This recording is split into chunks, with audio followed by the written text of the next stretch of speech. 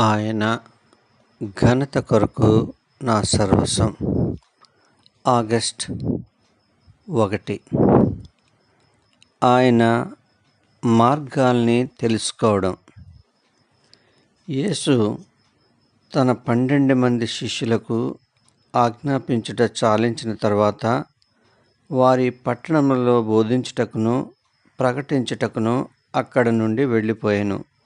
మత్తయి 11:1.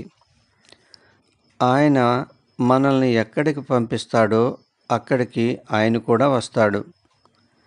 దేవుడు నిన్ను బయలుదేరి వెళ్ళమని చెప్పిన తరువాత నీవు ఇంట్లోనే ఉన్నట్లయితే నీ కుటుంబ సభ్యుల్ని బంధుమిత్రుల్ని విడిచిపెట్టలేకపోయినట్లయితే దేవుడు నిన్ను వెళ్ళమన్న స్థలములో ఉన్నవారికి యేసుక్రీస్తు బోధనల్ని దూరం చేసిన వాడు అవుతావు. దేవునికి విధేయుడివై ఆయన పంపించిన స్థలానికి నీవు వెళ్ళినట్లయితే యేసు కూడా నీతో వచ్చి వారికి బోధిస్తాడు.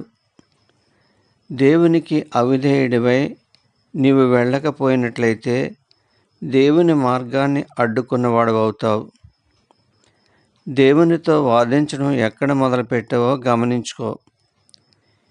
ఏవి నీ విధులని భావిస్తున్నావో వాటిని యేసు నీకిచ్చిన ఆజ్ఞలతో పోటీకి నిలిపినట్లయితే అవి నిలబడగలవా? ఆయన ఆజ్ఞల పట్ల నువ్వు చూపవలసిన విధేయత ముందు నీ విధులు నిలవబడగలవా? ఆయన నన్ను వెళ్ళమన్నాడు కానీ నేను చేయవలసిన పని ఇక్కడే ఉంది అని ఆయనతో నువ్వు చెప్పగలవా?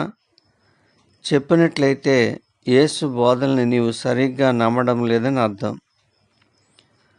ఆయన మనల్ని ఎక్కడ బోధించవద్దన్నాడో ఆయన అక్కడే బోధిస్తాడు. ఏలినవాడా, 3 పర్ణశాలను మేము కట్టుదమని చెప్పాను. లూకా 9:33. ఇతరుల జీవితాల్లో దేవుడు నెరవేర్చవలసిన కార్యాన్ని మనమే నెరవేర్చాలని కుతూహలం చూపిస్తున్నామా? మనమే ఆదేశాలు ఇస్తూ హడావుడి చేస్తూ దేవుణ్ణి దగ్గరకు రానివ్వడం లేదా? మనము మౌనంగా ఉండి మన ఆత్మల్ని అప్రమత్తం చేయడం నేర్చుకోవాలి. మనము దేవుని కుమారుడైన యేసు గురించి బోధించాలని ఆయన ఉపదేశం. ఆయన మన ప్రార్థనా సమయాల్ని రూపాంతర కొండలుగా మార్చాలనుకుంటున్నాడు. దేవుని కార్యాలు మన ఊహకందవు. ఆయన కార్యాలు మన అంచనాలకు ఆలోచనలకు భిన్నంగా ఉండవచ్చు. ఆయన మనల్ని కనిపెట్టమని చెప్పినప్పుడు తన కార్యాలను జరిగిస్తాడు.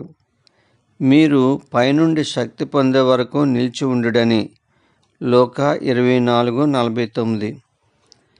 యెహోవా కొరకు కనిపెట్టుకొని ఉండుము.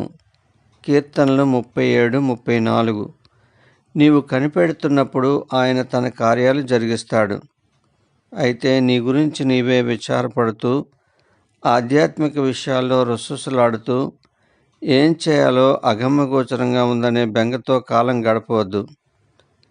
దేవుని కొరకు కనిపెట్టుకుని ఉంటున్నావా? నీ భావోద్వేగాలు నీ అదుపులో ఉన్నాయా? యెహోవా ఎదుట మౌనంగా ఉండి ఆయన కొరకు కనిపెట్టుకొనుము. తన మార్గమును వర్ధిల్లిన వారిని చూచి వ్యసన పడకము. దురాలోచనలు నెరవేర్చుకున్న వారిని చూచి వ్యసన పడకము. కీర్తనలు 37:7. కనిపెట్టి చూడడం అంటే చేతులు ముడుచుకొని ఖాళీగా కూర్చోవడం కాదు. కనిపెట్టడం అంటే దేవుడు మనకు అప్పగించిన పని ఎలా చేయాలో నేర్చుకోవడం. దేవుని మార్గాలను తెలుసుకునే కొన్ని ప్రయత్నాలు ఇవి. అయితే మనం వీటిని గుర్తించే ప్రయత్నం చేయడం లేదు.